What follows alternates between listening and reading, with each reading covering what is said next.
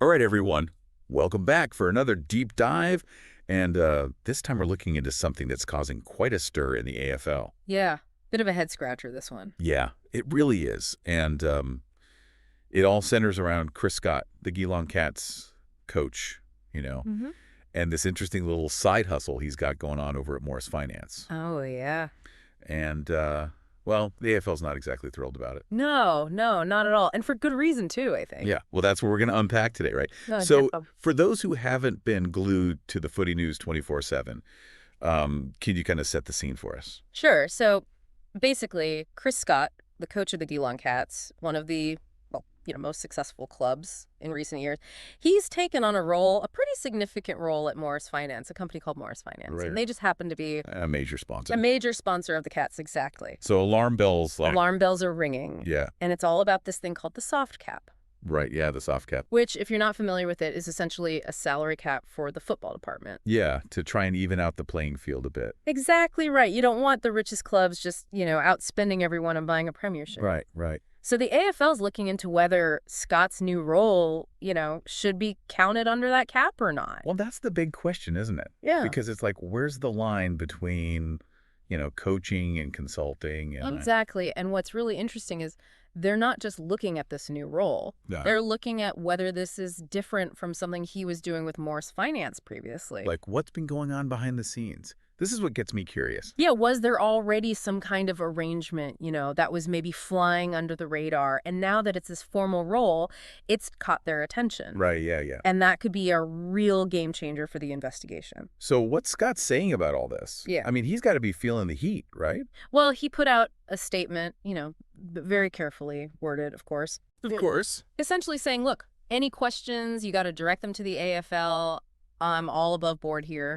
Playing it cool, huh? Oh, yeah, very cool, calm and collected, but also, sort of deflecting, passing the buck to the AFL. Right. But it also kind of subtly suggests, hey, I know the rules. I've done my due diligence here. So confident or just playing for time? That's the real question. Exactly. That's what we have to wait and see. Okay, well, let's say, for argument's sake, the AFL does decide this is a violation. Okay. What happens then? I mean, what are we talking about here? Well, the AFL's got a whole arsenal of options, and none of them are pretty. Lay it on me.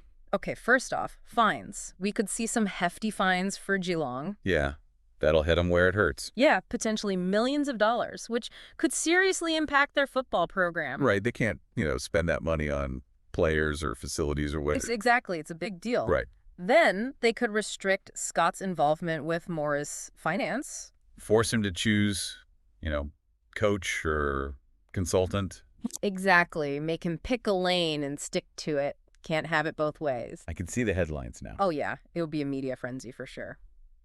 Big scandal. And then there's the reputational damage for both Scott and the Cats. Yeah, that's the thing. This goes beyond just rules and regulations, doesn't it? It really does. It gets into questions of integrity, trust. Yeah, I mean, think about it from a fan's perspective. Yeah. If you find out the coach of your team, the guy who's supposed to be making decisions in the best interest of the club, Yeah.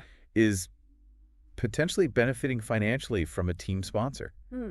It makes you wonder, doesn't it? Like, are their decisions being influenced? Absolutely. And that's a fundamental issue for the AFL, right? Yeah, because it undermines the whole idea of a fair competition. Exactly. And that's why this case is so significant. Yeah. Because whatever the AFL decides, it's going to have ripple effects throughout the league. Right. It could lead to stricter regulations, more scrutiny of relationships between club personnel and sponsors. Right. Like, they might have to really tighten up the soft cap rules, close those loopholes. Exactly. So this case is really a turning point. It's a test for the AFL. So we've got a lot to unpack here. Right? Yeah. We've got the AFL investigating, Chris Scott playing it cool, and a whole lot hanging in the balance. Absolutely. And it's not just about one coach or one sponsor.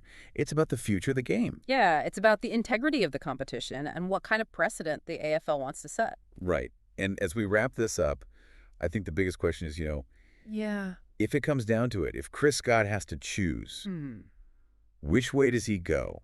Does he stay with the Cats? Does he go with Morris Finance? It's a tough call.